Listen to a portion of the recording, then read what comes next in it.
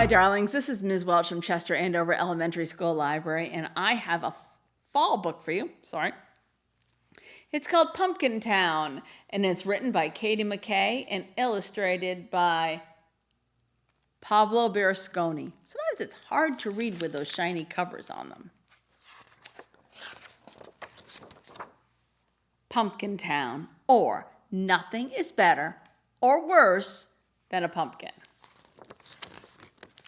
Jose and his family grew pumpkins. The growing began with shiny seeds, which were followed by long vines, and those vines grew every which way. And pumpkins grew every which way too, from small to fat and tall. The Jack Be Littles would be dropped into pockets. The Happy Jacks were bigger, strong enough boy could carry one. The Big Moons were bigger still, too large for five boys to pick off.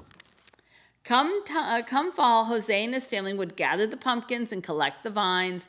Then 2 trucks took the fruit to faraway cities.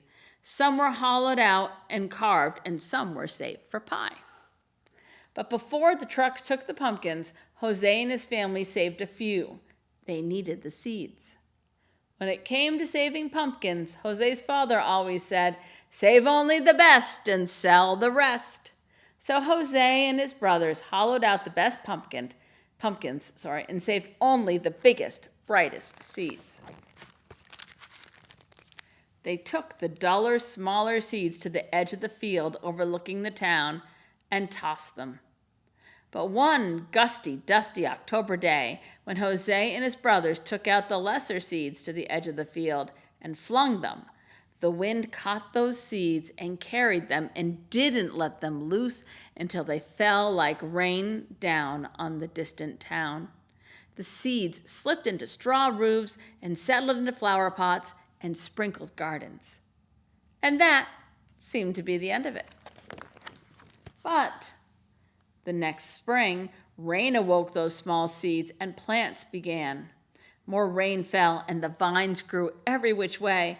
They wrapped around chimneys and wound through corn. At first, the townspeople liked the vines because they were lovely and delicate.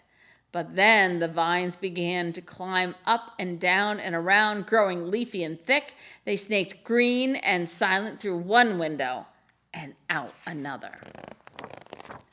Then the fruit grew and grew every which way. Soon the townspeople were stepping over pumpkins and around pumpkins and under pumpkins. It was hard to walk even a block. Rooftops sagged under the weight of the big moons. Fences fell, and when the wind blew, one had to dodge Happy Jacks and Jack Be Littles falling from trees. "Nothing is worse than pumpkins," groaned the townspeople. Meanwhile, up on their mountainside, Jose and his family cut and stacked the pumpkins, saving only the best. And when they were done, they stepped back and said, "Nothing is better than pumpkins." But when Jose and his family looked down on the town, it looked odd. It seemed so green and orange. Since their fieldwork was done, and because Jose and his brothers were curious, they walked to town the next day, where they saw more vines and pumpkins than they'd ever imagined. They remembered the gusty, dusty day that they'd scattered the seeds. "It's our fault," whispered Jose. "We must do something," whispered his brothers. "We rest for now," whispered Jose. But that night, Jose and his brothers cut and stacked the pumpkins and vines. They worked as quietly as they could, but some townspeople still snuck peeks. They marveled at how well the brothers worked. The brothers climbed up poles and twined through the trees and snaked silent through one window and out another, gathering and stacking pumpkins and vines. When the townspeople awoke, they discovered a mountain of pumpkins and a hill of vines and a mound of tired brothers. While the brothers slept, the townspeople filled a wagon with hay and set 5 great watermelons between Jose and his brothers in thanks for their aid. The wagon took the brothers back to their home, where they were laid in the glossy grass, still sleeping. When their father found them there, he asked what they had done to deserve the great watermelons. "We just helped the townspeople with their harvest," the brother said, which was true, and nothing more was said. Down in the town, the 5 trucks came from the mountain of pumpkins, and the townspeople were given a grand sum of money for all that fruit.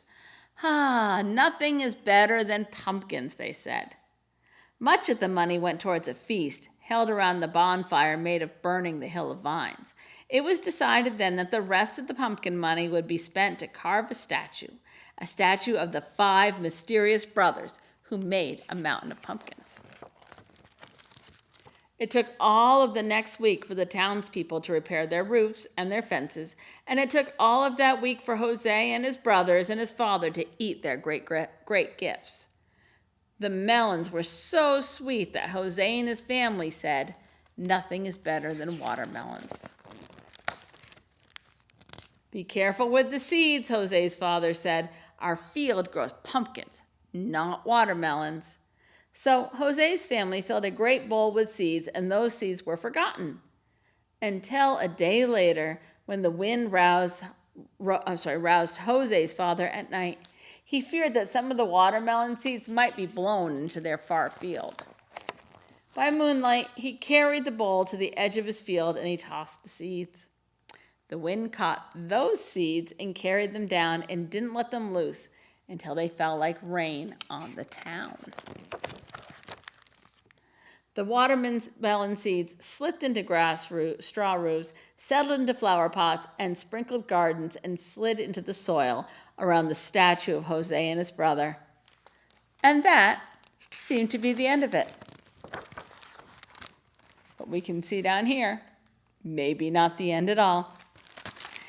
This has been Ms. Welch for the Chester-Andover Elementary School Library. We'll see you soon.